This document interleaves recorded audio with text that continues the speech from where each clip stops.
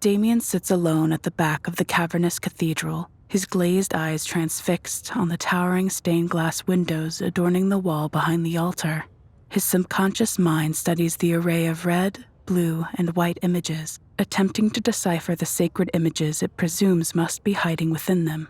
The ultimately fruitless effort comes to an abrupt end as the last of the sun's rays fades into oblivion, consumed by the inevitable darkness of nightfall. His heart drops into his stomach as the cathedral door creaks open. Vivien pokes her head through the opening, spotting Damian immediately. She sighs to herself and steps inside, glancing with disdain at the various tokens of idolatry surrounding the altar. She slowly moves toward her fledgling. Damian? Damian remains completely still, dread rushing through his body. Vivien steps around the side of the pew, swallowing hard at the sight of crimson-red rings surrounding her fledgling's eyes. I have something for you. Vivien reaches behind her head and unclasps her heavy necklace. She takes the large charm, a silver cross encrusted with small diamonds and adorned with a large glimmering ruby in the center, into her hand and offers it to Damian. I know this isn't much, but it's kind of the only thing I can really offer you. Damian stares blankly at the cross, his lips drawn into a tight line. Vivien walks behind him, carefully draping the chain around his neck. She clasps it behind his head and steps back, running her hand along his shoulders. Damian turns to her, his brow twitching. You are absolutely sure there's no other way? Vivien nods slowly, swallowing hard. I am. I will be going now. Goodbye, Damian. Vivien turns and walks away without another word, quickly pulling the heavy door closed behind her. Damian lets his eyes fall to the cross, his tears coating the chain.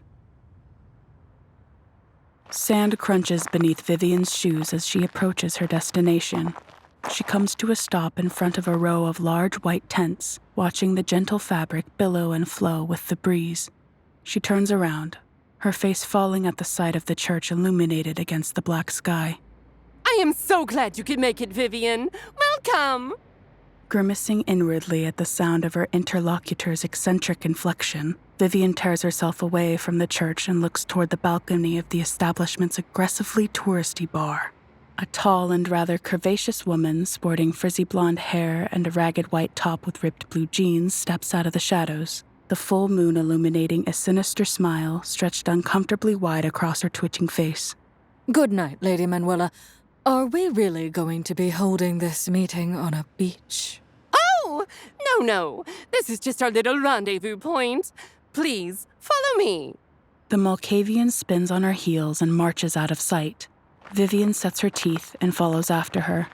She ascends the bar's wooden ramp and rounds the corner, finding her escort standing next to the door to an underground cellar. Vivien scoffs. Of course. Lady Manuella throws the door open, balancing the splintered edge on her fingertip. Vivien strides across the bar toward the cellar, exchanging glares with the Malkavian before descending a flight of grease-stained steps into the dank cellar. A simple wooden table and a pair of matching chairs sit in the center of the room, surrounded on all sides by rows and rows of alcoholic spirits. A single yellowed bulb hanging just above the table serves as the room's only source of light, the rest of the room bathed in shadow. Vivien peers through the darkness as she takes a seat in one of the chairs, finding only empty air. She props her elbows on the table and rests her cheek on her folded hands, pretending to examine a rack of Cabernet Sauvignon. Vivien lets out a small sigh as she detects the unmistakable sound of shuffling clothing. Just as we thought. Lady Manuella skips down the steps, her clumsy footfalls echoing throughout the cellar. Don't worry, our guest will come soon. You're just a little early. Vivien scoffs. Yeah, right. A tall, sculpted man appears in the far corner of the room. He walks toward the unoccupied chair, adjusting the gold band of his Rolex wristwatch beneath the cuff of his pressed navy blazer. Lady Manuella steps back as the man approaches, her hand flying to her mouth as she strikes an exaggeratedly innocent pose. Oh, actually, never mind. He is already here. The man takes his seat, his face shrouded in darkness. He folds his hands on the table and leans toward Vivien. Lady Manuella glances between the two and curtsies.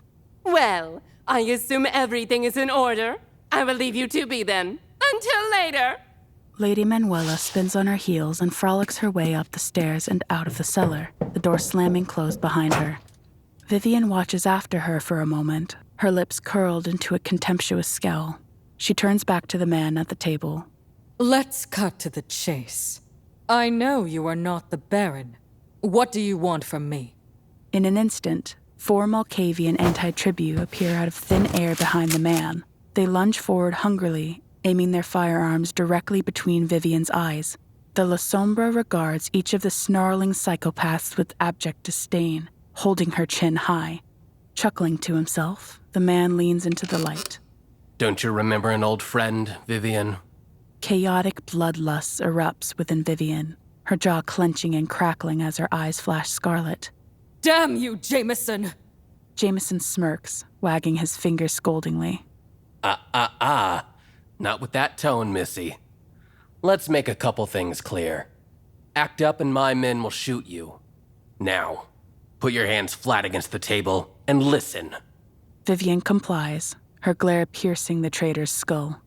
The Berlin Camarilla aren't happy with you running away and breaking our agreement.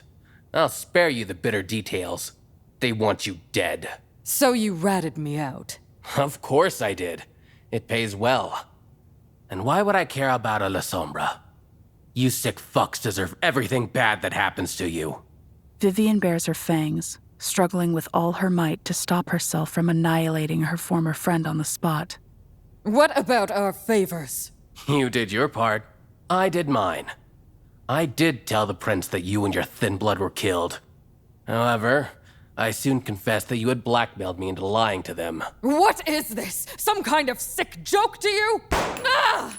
Vivien shrieks in pain, collapsing backward into her chair as the bullet tears through her shoulder.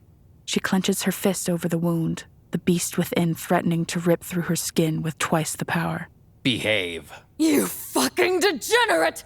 What are you trying to gain out of this anyway? You're not just screwing me over for pleasure, are you? No, not only for pleasure. For money and power as well, of course. Every La Sombra killed is one less threat to the Camarilla, and one more trophy in my collection. It's all just business, you know? Then why am I still alive? Why haven't you killed me already? Jameson leans back in his chair, intertwining his fingers. I'm enjoying the show.